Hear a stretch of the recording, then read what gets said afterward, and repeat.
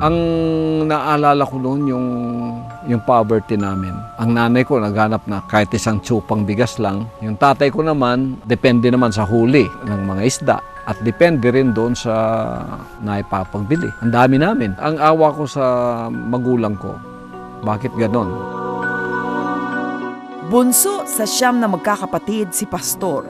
Tubong Lubao, Pampanga ang kanilang pamilya. Ang tatay ko, teacher siya pero ayaw niya yung profesyon na parang may amo siya. Kaya malimit, maganda yung hanap buhay niya, iniwan niya. Gumagawa siya ng sarili niya, fishing, farming. Those trees were planted by... Kwento ni Pastor, sinamantala raw ng tatay niya ang EDCOR, isang proyekto ni dating Presidente Magsaysay. Una yon dito.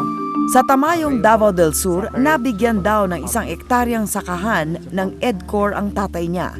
Doon sila tumira at doon rin ipinanganak si Pastor noong April 25, 1950. Ako lang ang pinanganak dito sa Davao, dito sa Tamayong. Talagang lumad ako by birth, taga dito. Lumad kayo. Pero ayon sa website ng Ramon Magsaysay Award Foundation, February 22, 1951, halos 1 taon pa pagkatapos ipinanganak si Pastor, nagkaroon ng kauna-unahang EDCOR Agricultural Camp. Ito ay para sa mga hukbalahap na nagbalik loob sa gobyerno. Ang camp ay nasa Katipunan, Lanao, hindi sa Davao del Sur. Sa kagustuhan ng kanyang ama, nagpalipat-lipat ng relihiyon ang Katolikong pamilya. Sa Cotabato, kung saan nakapag-asawa ng Muslim ang isang kapatid, nag-aral ng high school si Pastor. Dito raw siya unang tinawag ng Diyos. May napanaginip ko 2 beses. Nasusunog ang buong environment. Ito yung caption na napanaginipan kong na-memorize ko. The sun shall be turned into darkness and the moon into blood before the great and notable day of the Lord come. Kinilabutan man sa kanyang napanaginipan, hindi ito binigyang kahulugan ni Pastor. Pagka-graduate ng high school, binalak ni Pastor mag-aral na maging piloto.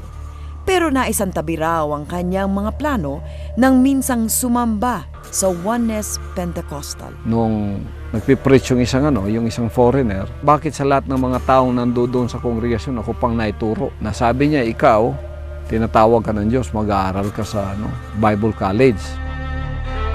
Sa Bible College ng Oneness Pentecostal sa Angeles City, nag-aral si Pastor. Nakamakross ko ngayon yung mga words na yun. Nasa Biblia pala. Nasa Acts chapter 2, verse 20. Nabasa ko yun, the sun shall be turned into darkness and the moon into blood. Sabi ko, wow, ano ito? Baka may pagtawag talagang Diyos sa akin. Bakit niya ako dinala dito? Hindi coincidence ito sa akin ngayon. Tumindi raw ang kanyang pananampalataya. Niyakap ni Pastor ang pagpapakalat ng salita ng Diyos hanggang sa nakalimutan na niya ang pangarap na maging piloto. I went all around the country preaching. Ano yung nagustuhan niyo doon? Biglang-bigla makasalanan siya, magbabago siya. Yun ang nakita kong very satisfying sa akin. Pinadala ng denominasyon si Pastor para maging kaisa-isang Pilipinong kinatawan sa isang pagtitipon sa Korea. Doon, muli raw siyang tinawag ng Diyos. The last day, lahat kami nakaluhod na Umiyak lahat. Nakarinig ako ng boses. Nung nakaluhod kayo doon? Nung nakaluhod ako, ang sinabi, gamiton ta ka. Alam mo sa Cebuano, ibig sabihin noon, sa Tagalog, gagamitin kita. I will use you. Umuwi si Pastor sa Pilipinas nang may halong duda sa naranasan. Pero naulit pa raw ito. Same words. Kaya ang tinanong ko, itong sinabi ko sa kanya, kung ikaw ito o Diyos na nagsasalita sa akin, gagamitin mo ako. Bakit mo ako gagamitin? Na ginagamit mo na nga ako. Nangangaral na ako dito at doon. Yun ang tanong ko. How many people can... Sinagot daw siya ng Diyos sa isang pangyayaring hindi niya maipaliwanag. Hindi ko kilala yung tao. Sabi niya, tinatawag ka ng Diyos. Sabi ko, sino ka ba? Sabi niya, basta tinatawag ka. Nandito ako sa hotel na to. Alam ko marami kang question mark sa utak mo. Pero kung gusto mong mapatunayan, punta ka doon sa hotel ko. Tapos, pumunta ako doon. Nag-meet kami. Pastor din daw siya. Nangangaral din siya. Sabi niya, matulog ka dito mamaya. Alam ko marami kang question mark. Pero matulog ka dito. Dito raw siya nagkaroon ng isang bisyon. Nakahiga ako, nakatingin sa, siyempre nagbubulay ka, nakatingin ka sa kisame. At that moment, yung kisame nawala hanggang sa vision ko na yon, naging kamay na napakalaki at merong isang malaking bronze na kaldero ang dala-dala. Talagang ginanon sa mukha ko. Merong markings na naman doon sa magkabila. Ang isang mark dito, strive to rhyme for unity. English. Tapos yung kabila, it's an unknown word na pinabasa sa akin. Pero with the instruction, huwag mong sabihin yan kahit kanino. Tapos, nagising ako. Sabi ko, there's really something happening here. Nasundan pa ito ng ilang pampambihirang pangyayaring tinatawag niyang tangible miracles. Hindi naman ho kayo pumunta sa doktor to check kung may delusion kayo, kung meron kayong hallucination dahil sa pangyayaring ito. Yung mga kasamahan ko, kasi ang iba sa kanila, nag-confide ako. Sabi nila, parang nasisira yata yung ulo mo. Baka sa kapa-fasting mo yan. Napakaraming question ng utak ko. Ang tinanong ko, number one, ikaw ba talaga itong tumatawag sa akin? Nagpapakita ng mga bagay na ito? Nakarating sa leader ng denominasyon ang mga kwento ng umano'y milagrong nangyayari kay pastor. Tinatawag na nga ako nung mga leader ko sa denominasyon ko. Bakit ano raw nangyari sa akin? Parang na-deceive daw ako. Kasi naririnig na nga nila yung mga bagay na yun. Humingi ng bakasyon si pastor sa denominasyon para pagnilayan ang mga nangyayari sa kanya. Dinala ko sa bundok ng Malalagkogon for 1 year. Full of questions.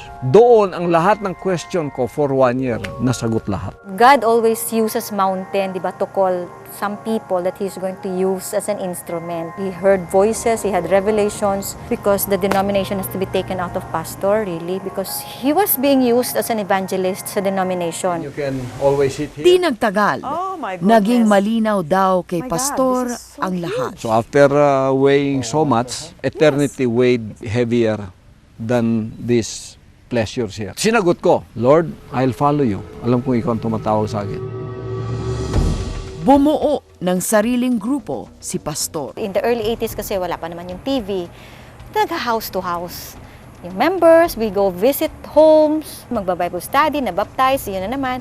Yun nag-grow. Tapos Sino pupunta. nagbabaptize? May mga ministro po. Before, si pastor lang talaga. Pero hanggang yung mga naging worker, naging ministers na sila, na-train na rin sila, na-ordain din sila. May mga pagkakaiba man sa mga ritual at paniniwala sa ibang relihiyon at denominasyon. Base pa rin daw sa Biblia ang kanyang itinuturo, sabi ni pastor. What do you consider sins? Diba? I'm a Catholic. There are sins, right? Thou shalt not kill, thou shalt not steal, mga ganon. Those are the fruit of sins. The fruit of sin. Sin is a tree. Sin is a tree. O sige po. The tree of sin is a spirit. Sa Garden of Eden, revelation yon. Kaya Adan. Unang revelation pa lang, infancy pa eh. Maliit pa yung tinanggap niyang kapayagan, bumagsak na siya. Walang madre o pare sa organisasyon ni pastor. Walang santo. Bawal ang mga rebulto. May mga ministrong katumbas ng pare sa Katoliko. Sino nag-ordain and Si pastor po.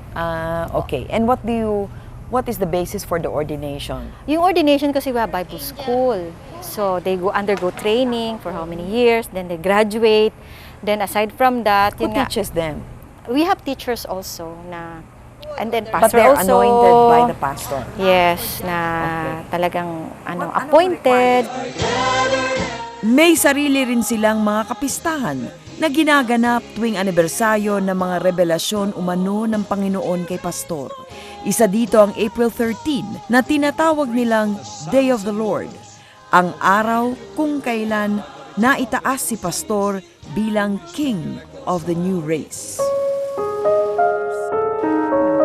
Ang Davao ang itinuturing na Mecca ng Kingdom at ang makapangyarihang Prayer Mountain ang dinadayo ng mga miyembro dito. It's expensive.